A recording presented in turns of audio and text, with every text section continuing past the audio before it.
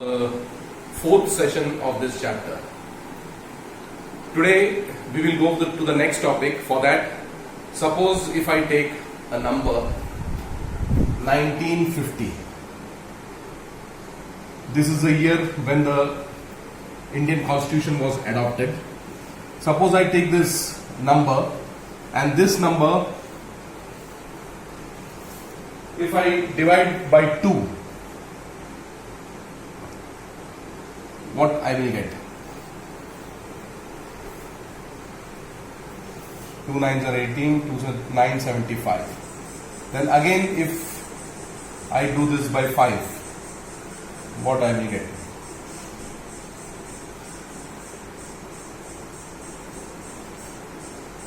195. Again with 5, if I do, what I will get?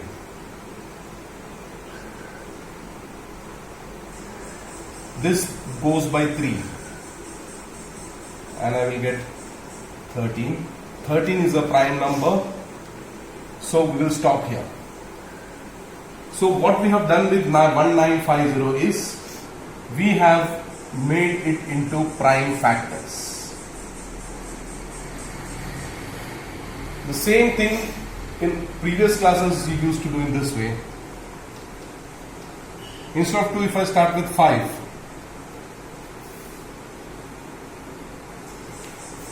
5 3s are 15 this. Then again with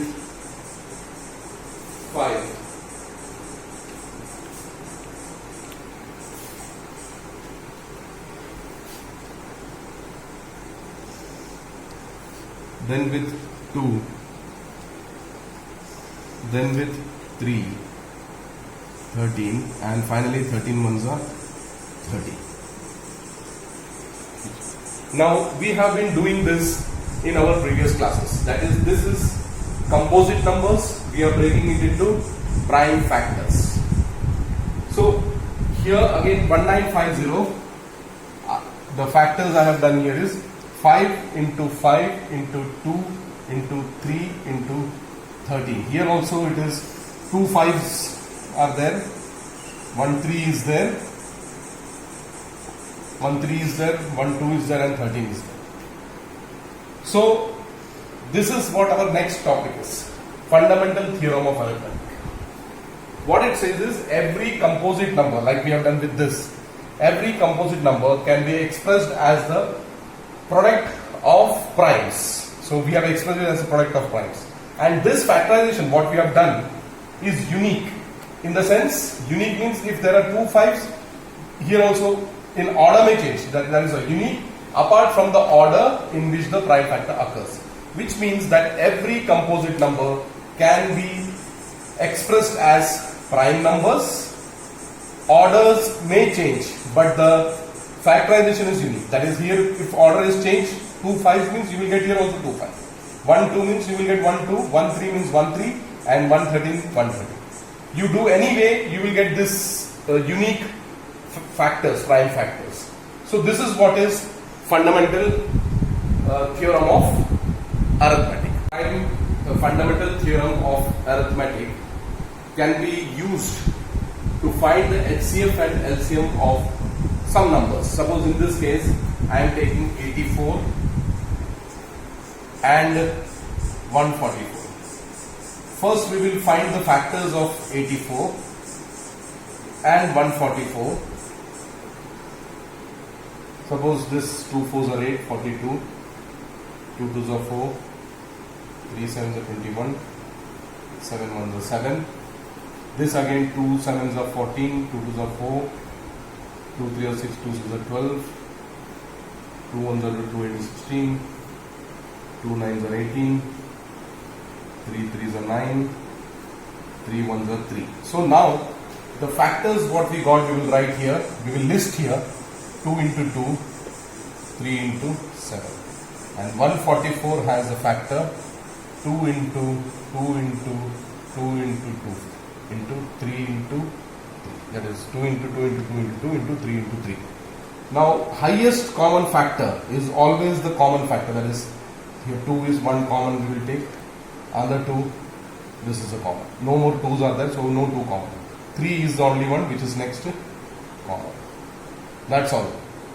2 2's are here and 1 3 is here. That is a common thing.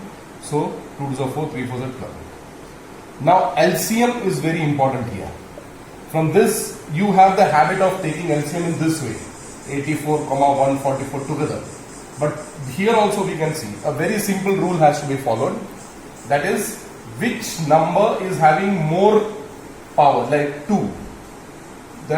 In this factor there are, in both the factors there are 2 is there, 3 is there, 7 is there. Which is having more 2's? This is having how many 2's? 2. This is having 1, 2, 3, 4. So 4 2's will be taken. Which is having more 3? This is having 1 3, this is having 2 3's. So 2 3 will be taken. Which is having more 7? This is only having 1 7. That also has to be taken. No number should be left out. 7 is not here, but you have to take that 7. That is, highest power of the number is to be taken. 2's highest power is 4, it is taken. 3's highest power is 2, it is taken. 7 is only 1, you will take that. Now when you multiply all this, 2 to the 4, 4 to the 8, 8 to the 16, 16, 9, 6 are 54, 54, 7, 54 into 7,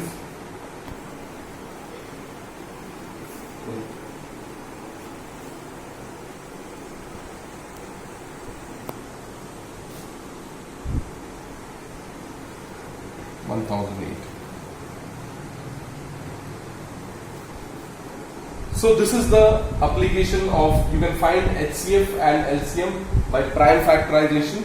So this is the application of fundamental theorem of arithmetic, that every composite number can be represented in the product of prime numbers, that we do, and find HCF and LCM both. So for the another property of HCF and LCM, suppose I have two numbers 24 and 60, and the factors are 24's factor is 2 into 2 into 3, and 60's factor is 2 into 2 into 3 into 5. Now when I take HCF, I will take common part, this 2 as 1 2, this 2 2 as 1 2, and there is only one more 3 common. So 2 2's are 4, 3 4's are 12. And LCM, as I told you, first we will check which number has got more 2's in there. There are 3 2's here, there are 2. So 3 2's we will take here. Both are having 1 1 3, we will take 1 3 and 1 5. Though this is having 1 5, we have to take that. Together when we multiply, we get 120. When we multiply HCF and LCM, that is this 12 and 120, we get 1440. When we multiply 24 and 60, the number itself whose HCF and LCM is found out, when we multiply, we get 1440, which means that when we multiply HCF and LCM and when we multiply the numbers, they both are same. Suppose we take this as A and take this as B, we can also write HCF into LCM is equal to A into B. That is product of the numbers whose HCF and LCM we have found. This is helpful in what way now? This is helpful because there may be questions which will be HCF may be given, LCM also may be given, one of the number may be given, and you will be asked what is the other number. So you don't have to think much, you have to write this formula, put the value whatever is given. You want this B, 24 you will shift this side, 12 into 120 divided by 24, you will get the other number, 12 2's are 2 6's are. So other number is 60. This can happen with so many combinations, like A, even you may be given sometime both the numbers and LCM, you can find LCM without finding the factorization. If you are given two numbers and LCM, you can find LCF by using this, or you are given two numbers and you are given HCF, you can find LCM by this. No need to do factorization. So this is the application of this, which we can do more from the textbook exercise.